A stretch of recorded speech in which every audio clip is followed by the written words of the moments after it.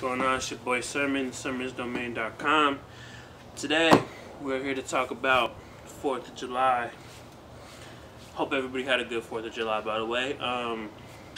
My 4th of July consisted of listening to Lil Wayne's Free Weezy album. It was released through Tidal at midnight, so I've had a lot of time to really absorb what's going on, and it's a very different project than his previous work, or at least the stuff that he's been doing.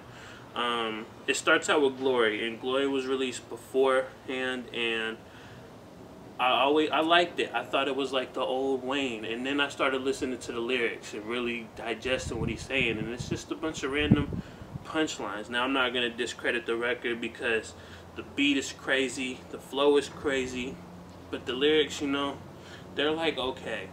They're like typical, you know, sorry for the wait to type of bars. Overall, I just felt a little disappointed with this album because there's shades of old Wayne mixed in with, you know, this generic punchline driven Wayne that we have in 2015.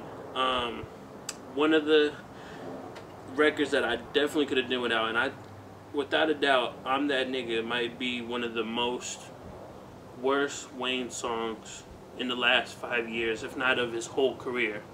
It's so generic. It's something I expect like Soulja Boy to do, you know. It's just a terrible generic song. Pull Up is also another filler one with his Young Money artist Euro.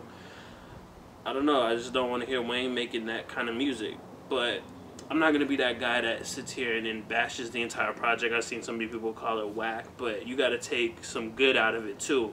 My Heart Races On with Jake Troth, who previously worked with Big Boy, and I'm now a fan of his because of this Wayne feature. He produced and he did the hook, and Wayne had some of the strongest lines when it comes to, you know, anything. Like, it reminded me of old Wayne.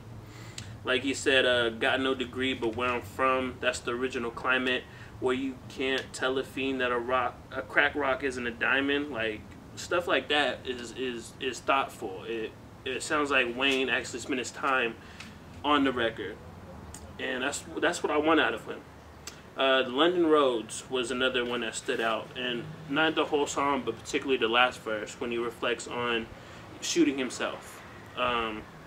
Back when he was 15, he shot himself in the chest, and his verse was reflecting on that, but what stood out the most was him mentioning that the cop that had saved his life had recently passed away, and that, you know, he hopes there's a spot for him in heaven. It had emotion, and that's what I want to see from Wayne, you know. Some of my favorite Wayne records are like, you know, Cry Out, and Trouble, Something You Forgot. Ones that are driven with emotion, and that's what, you know, stood out to me on Free Weezy album. Post Bell Ballin', you know, had some good moments. It was more like, you know, bars, but Wayne can still spit from time to time, doing some good bars. It was nice to see Develop still producing for Wayne. I remember, you know, when I first heard Develop on Pump That Bass, and, you know, I like that record a lot. I like the Lil Zane shout out. He said, "I've been the shit since Lil Zane" on White Girl. That was pretty funny, you know, just something subtle. But overall, I feel like I'm gonna walk away with, you know, My Heart Races On, London Roads, and I think I'm gonna the last record, which is Pick Up Your Heart, produced by Cool and Dre. Those three records are probably the ones that I'll play the most. And overall, there's still shades of old Wayne, and I feel like if he takes the time to really craft the project, he could do something special. I'm still looking forward to the Carter 5. Looking forward to hearing, you know, Manny Fresh produce on there.